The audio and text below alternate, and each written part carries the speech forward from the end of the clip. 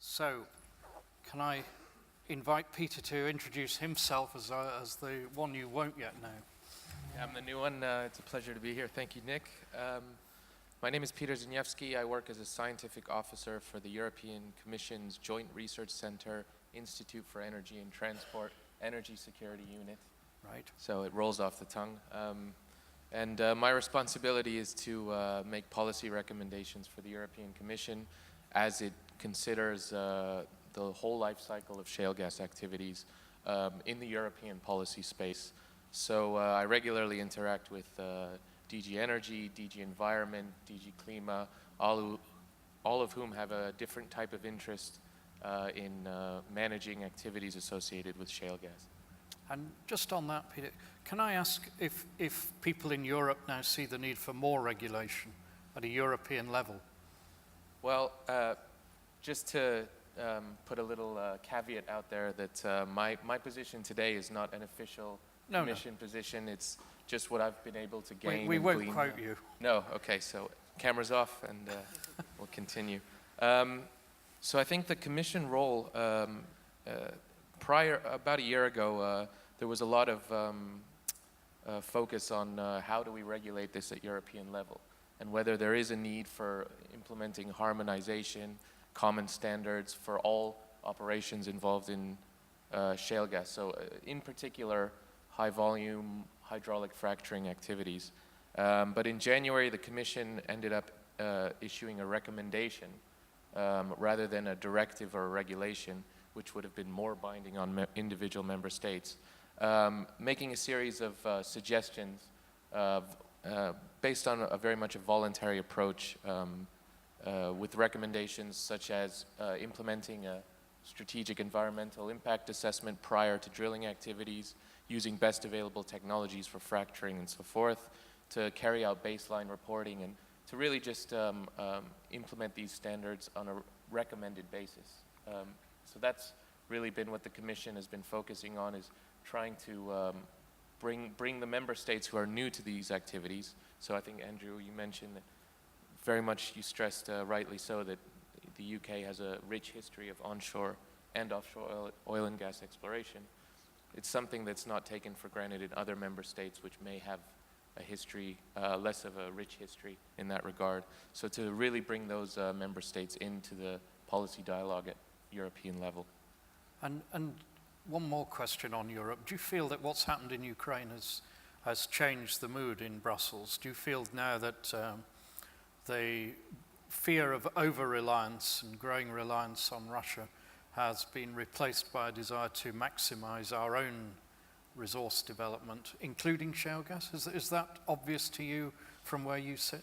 Well, at the moment, the Commission has, the European Council has asked the Commission to write a report on ways to reduce dependence on Russian gas and Russian energy, and on energy imports in general. And that will include shale gas. And of course, shale gas forms a part of that picture. And I think that there's a bit of a renewed push and an emphasis on homegrown energy. And I think that's something that shale gas can really contribute to. So the report will be out in June, and all the Commission services are working on it. So it's going to be something that will certainly include a couple of pages on unconventional gas and oil. I look forward to that. Okay.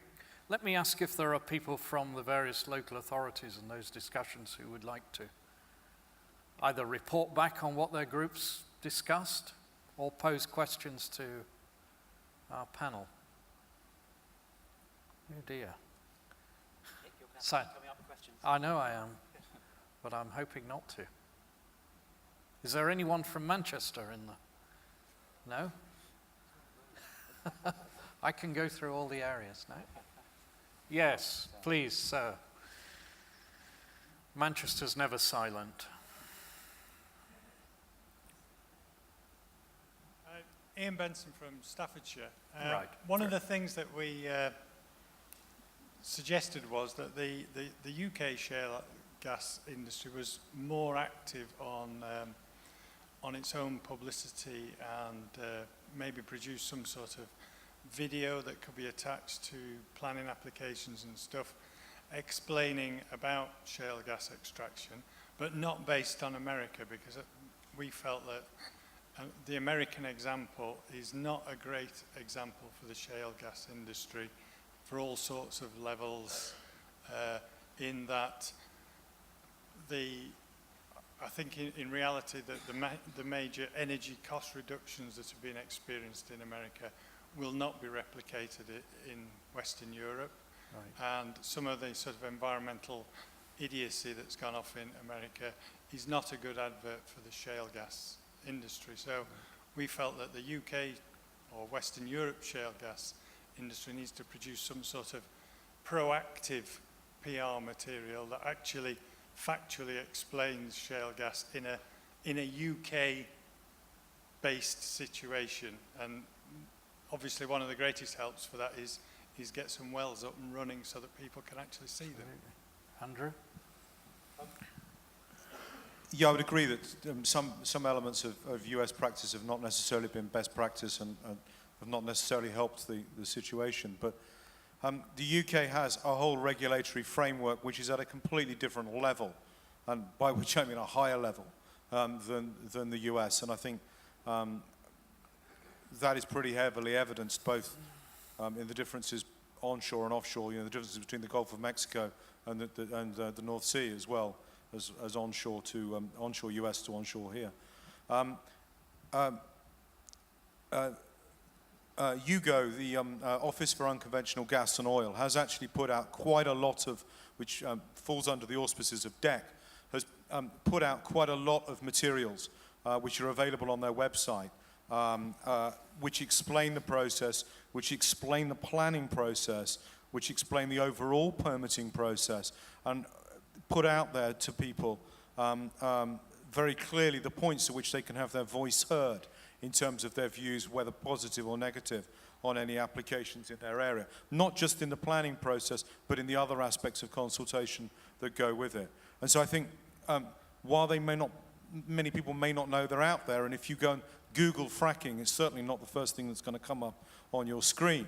But they are actually really well thought through materials, which the government, as a combination between DEC, the Treasury, DCLG, the Department of Communities and Local Government, together have put together to explain that whole process. So those materials are actually out there, and they are not industry sponsored.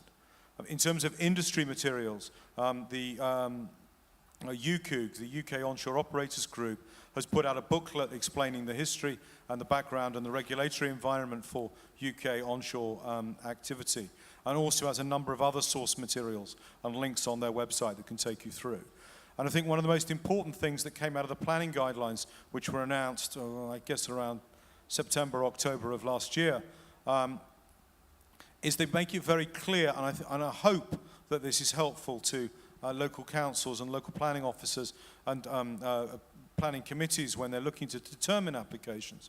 But they make it very clear what the council is responsible for and what they are not. And that means that,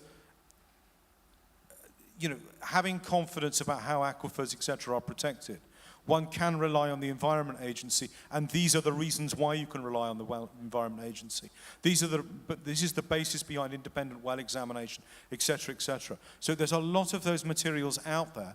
They're not necessarily, as I say, rock up the first time you look on your Google search. But please look at UCOG's website, look at UGO's website, and I think you'll find a lot of those materials really quite helpful. Yeah, this is a really interesting point about where organizations and people can go to find objective information, because as Andrew says, Googling fracking is not necessarily the best way to find objective information about hydraulic fracturing and shale gas. And I totally reiterate what Andrew said, the Office of Unconventional Gas and Oil and UCOG both have really good resources on their websites. But it does raise this interesting question as to, who should be responsible for putting together and putting out there impartial information? Because there's some people would not trust anything that comes from industry, for example. There's a pretty hefty slice of people who won't trust anything that comes from government. Now, I think both obviously have a key role to play. I mean, I'm one of those Maybe people. journalists would be the next bit. And we just need some bankers to get in on it, and then we're. But I mean, I'm one of those who actually thinks that industry genuinely does have a moral obligation to take part in the debate, to educate and inform, and to help fund the debate. But it needs to do it in a transparent way that doesn't just make people automatically dismiss a report just because it might have been funded by somebody loosely connected to the industry or something, for example. But I also think that the academic world, academia, has a very strong role to play here. And an example I'd give is that the Royal Society, the report by the Royal Society and the Royal Academy of Engineers last year, was it the year before now, time flies, was very well respected, effectively shut down the debate on earthquakes, that was starting to sort of rear up. And there are a number of other really good academic reports that have come out. Sometimes they come out without much fanfare. And I'd like to see more sort of, independent, rigorous, British-based academic research produced in an accessible way.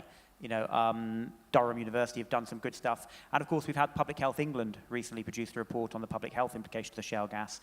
A plug for the All-Party Group website here. If you Google APPG, unconventional oil and gas, we are trying to gather together, all interesting and relevant reports and documents and the like that we come across onto our website. So you can have a look at that. And there's a very good source there. Let me ask you all, do you think...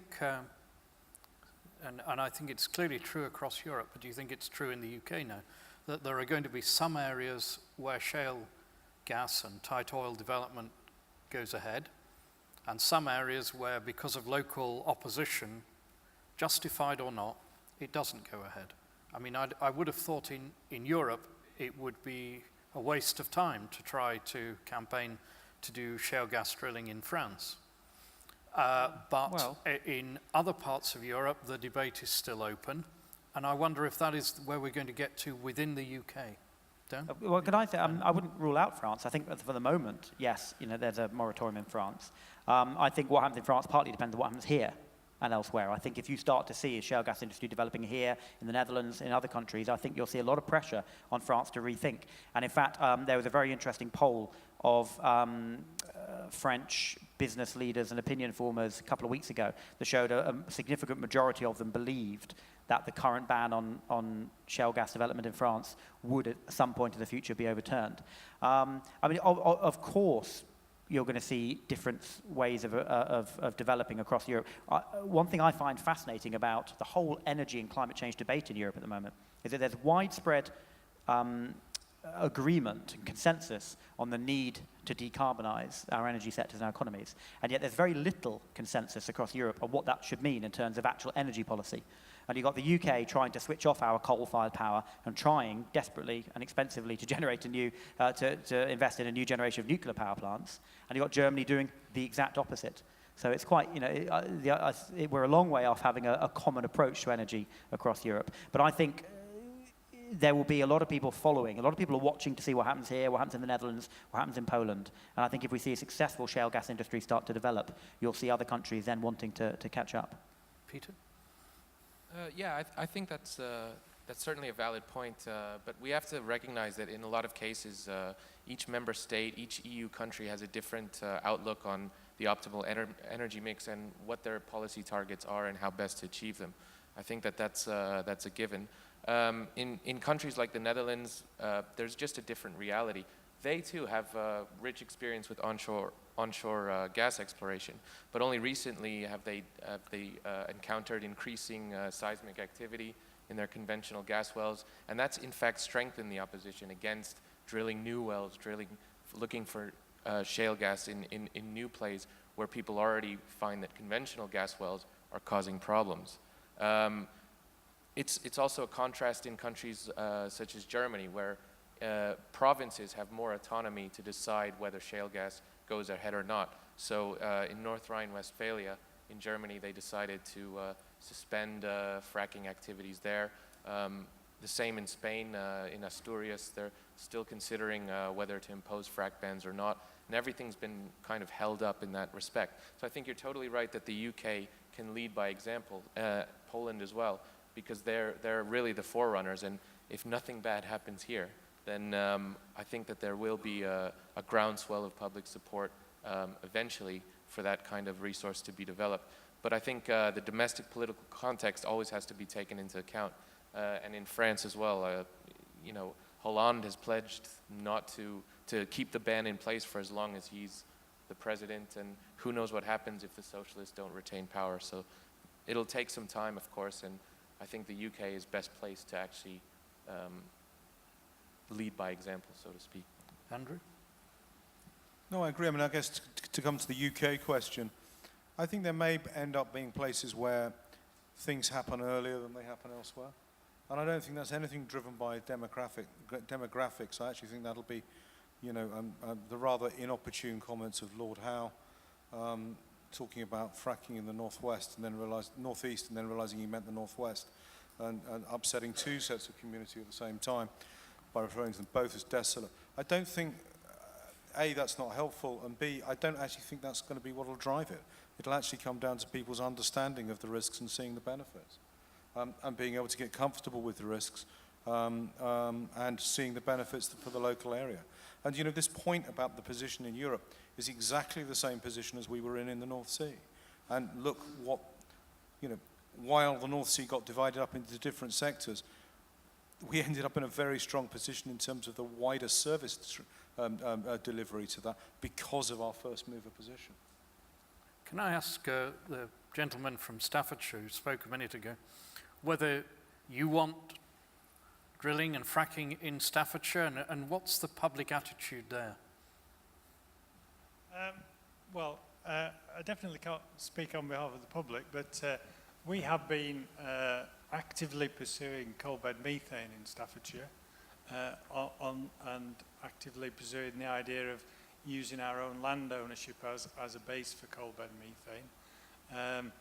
I think that's probably, for geological reasons, probably not going to take off as well as we expected, but at the moment we are being a bit agnostic on it. We are not taking a position either way, and we're certainly not anti fracking or shale gas. I think we're not in a prime exploration area, so I think our policy at the moment is wait and see what happens somewhere else.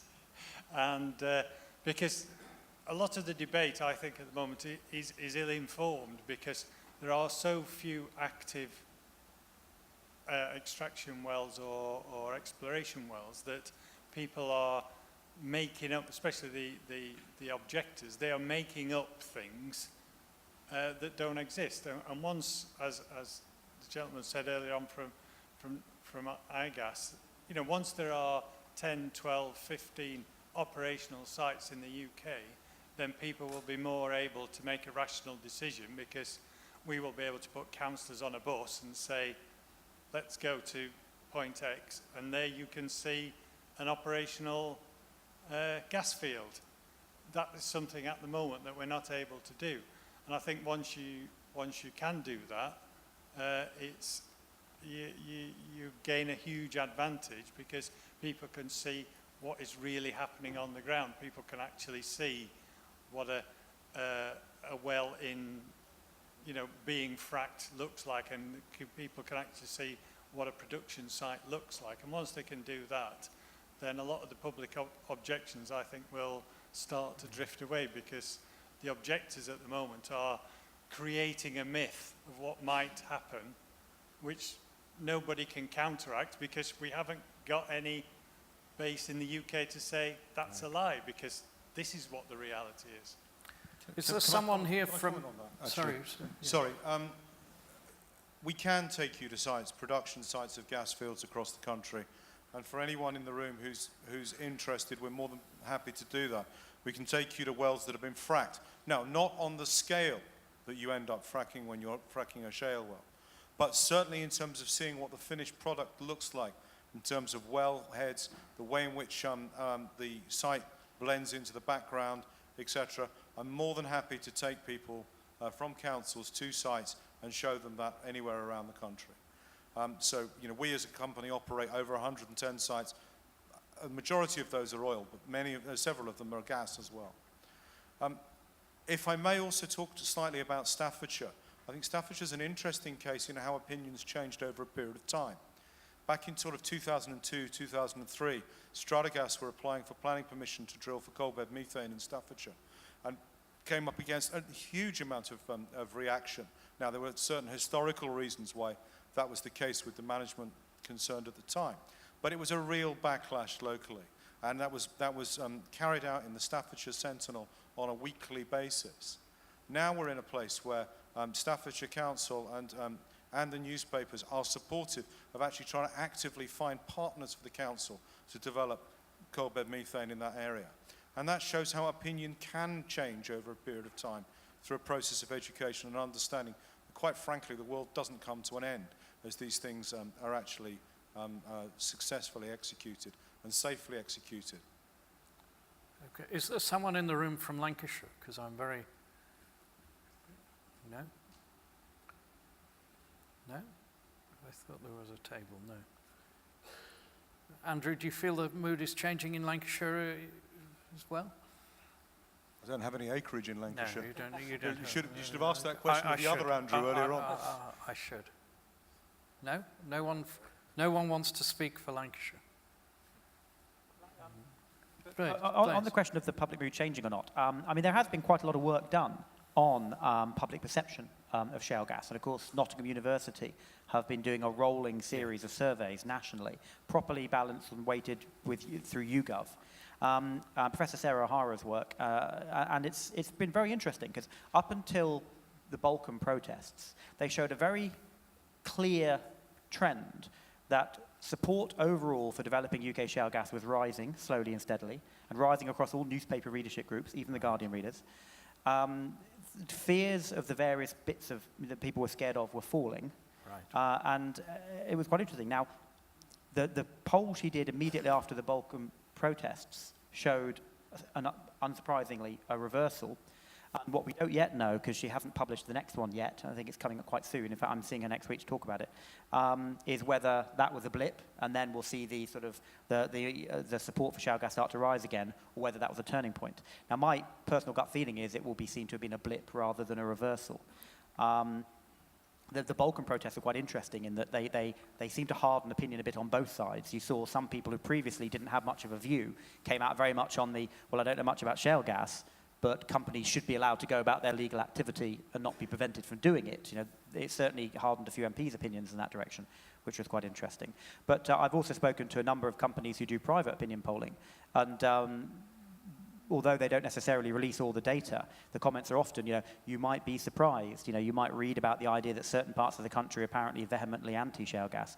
Actually, it's very easy to conflate a small, very loud group of people and assume that speaks for the majority, whereas actually the majority of people, as I sort of said earlier, probably don't have a particularly strong view one way or the other.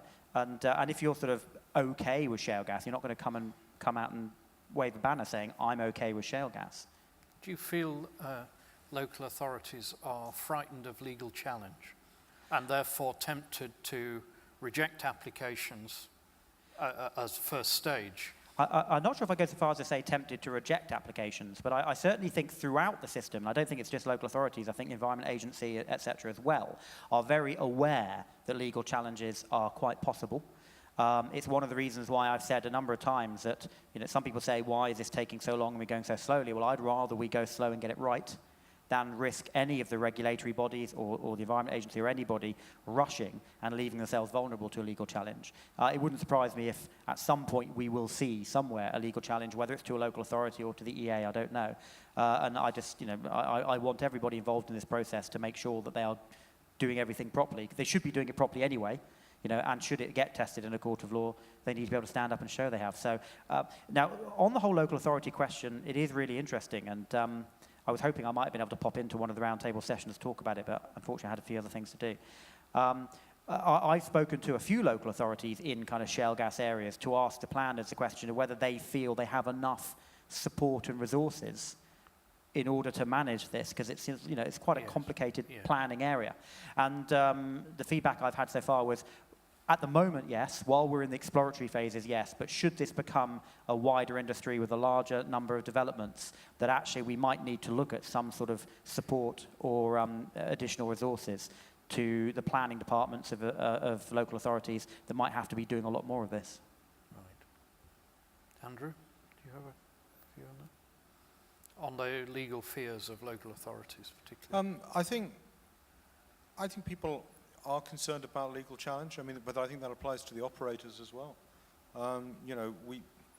We constantly, you know, people are trying to frustrate one's activities in any way they can for their own reasons, and that's fine.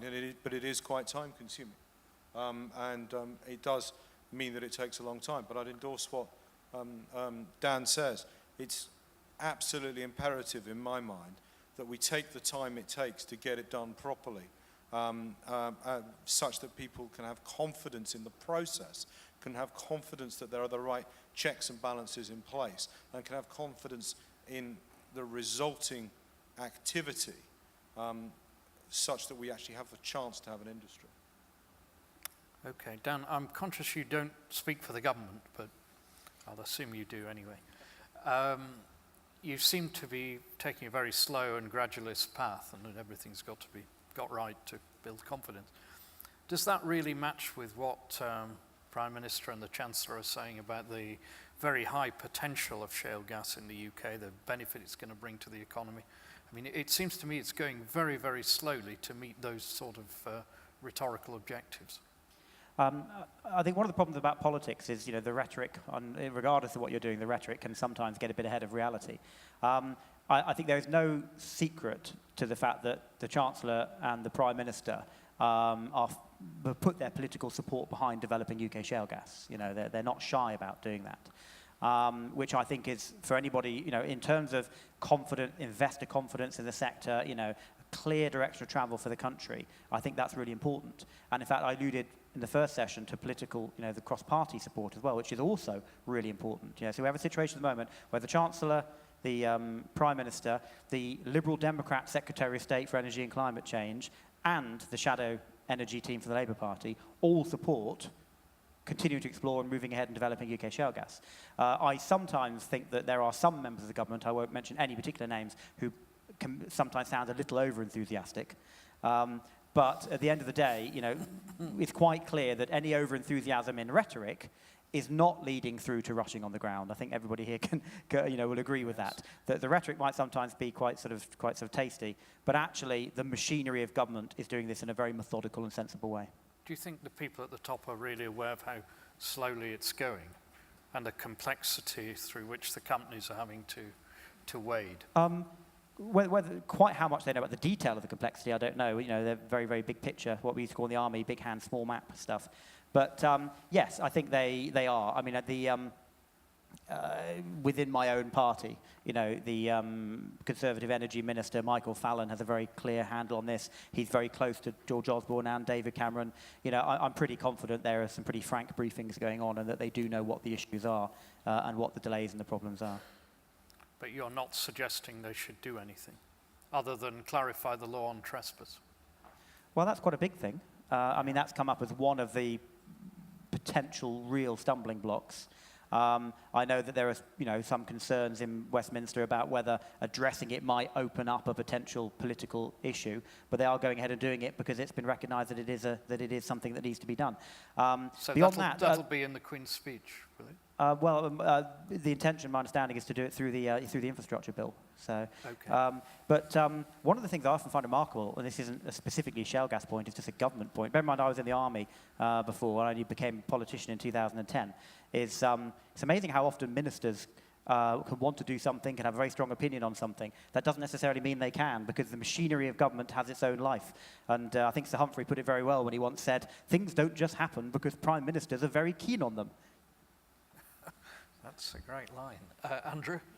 I was just going to add that I think the government is very aware through civil servants and directly with ministers of the concerns and the issues that are out there. So there is a regular dialogue between operators and the various arms of government. And you know, that's one of the reasons why UGO was put in place in the first place, was to create a joined up position between government, between different government departments, and between the industry and the other regulators. And I think it's been really successful at that. It's very difficult sometimes as a private citizen to actually ever believe that government can be joined up and put things together. But it actually has in this case, and the dialogues are going on. But we've got to do this in such a way that we build confidence. And that way you build that confidence is not by rushing it. Okay. Are there any questions for the panel before we move on? Is there? Oh, good. Where? I can't see. Hello. Yes, please. Here at the back, at the very back. Just a few points from picking on certain points you made in your panel. First of all, I'm sharing my life between Britain and France. And I would like to say about the French case in particular, like probably a lot of the discussion here, it has focused very much on the noise that the opposition has been making. I'm not so sure how much the opposition is in France, as much as I'm not so sure how much the anti-shale opposition is in this country. So I'm afraid that the line that the French politicians took was very defensive indeed with regard to shale gas. Of course, there is the nuclear energy, which is not cheap from my experience, but of course it can account for their own excuses for not developing shale gas. With regard to the discussion that I've heard here today, I'm quite interested in seeing a lot of progress being made in the arguments and in the policies being put forward with regard to public engagement. But I still feel that there is an element of defensiveness, if I am allowed to say that word, in the way everybody's approaching the matter, rather than a full vision of where shale gas could take this country as well as other countries in Europe with regard to economic development, energy security, and so on. And how actually proactively operators as well as other agencies from universities to local and central government can join forces to actually push forward with this project in a way that can also take with it the society as a whole, reassure society that things can happen actually in a very safe, respectful way to the environment and the people, and at the same time with real-time benefits for the society as a whole. So I have a feeling that maybe there has to be a different gear to the kind of discussion and debate that is happening with regard to public engagement, so that we move away from the idea of how to respond to the opposition and towards how we can actually develop shale gas in a way that it is safe for the environment. They sound like very similar things, but actually psychologically are very different ones. Thank you. Peter?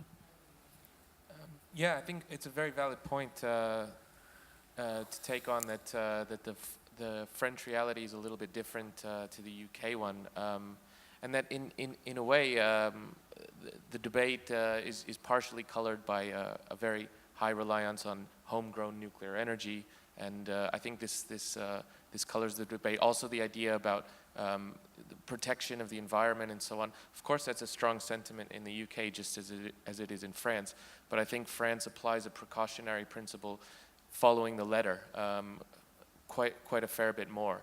The energy security aspect in France is also something that has been flagged up to me in periodical meetings with French energy delegates, is that generally shale gas is not seen to be enhancing energy security. It's not seen to be replacing conventional gas production. And in a way, the French politicians see LNG as being somewhat of a secure source in the medium to short term. So there's not as much of that impulse there to secure any greater levels of energy independence. And I think, of course, that anticipatory aspect to understand how other countries regulate it. Of course, there's a difference in the French mentality in that respect as well. On your second point about whether perhaps sometimes the debate is a bit too defensive, and that's quite an interesting point. I think sometimes you might be right. I think, but for entirely understandable reasons. I think politicians and industry are cautious not to be seen to be brushing aside people's concerns and sort of pushing ahead in a hubristic way. I also think in a conference like this, I think some of the clear advantages of developing shale gas are sort of taken as read. At this conference 2 years ago, there was much more of an emphasis, or last year, much more of an emphasis on talking about, the IOD report, the jobs, potential 74,000 jobs, potential to, halve our dependency on imports by 2030, huge amount of tax revenues, tens of millions of pounds, as Andrew said, potentially in community benefits. There is a very, very positive story to tell. But I almost think that perhaps because this is an industry, predominantly an industry sort of and local authority audience of people who've been involved with this debate for quite a long time, that perhaps that's kind of being taken as read, and maybe we mustn't forget to put the really potential positive story out there. I think I might take that on board, yes. Okay, we must finish in a minute, but our last question for Andrew. I mean, does this very slow pace, 2 or 3 wells a year, whatever it is, it's not much more than that, is it, this year at best? What does that do to the economics?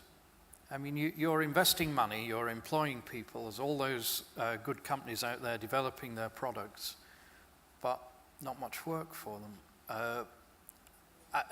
When do you get to break even? When do you get to payback? Well, we won't, if we lose the license to operate at the surface, we'll never get to payback. So if we don't do this right, we don't earn the right to operate at the surface by giving the communities and the areas in which we operate, the regulators, confidence that it can be done properly. We're never going to get to find out whether the subsurface works, whether we're going to find out what the flow rates are and what the break-evens are and where that comes from.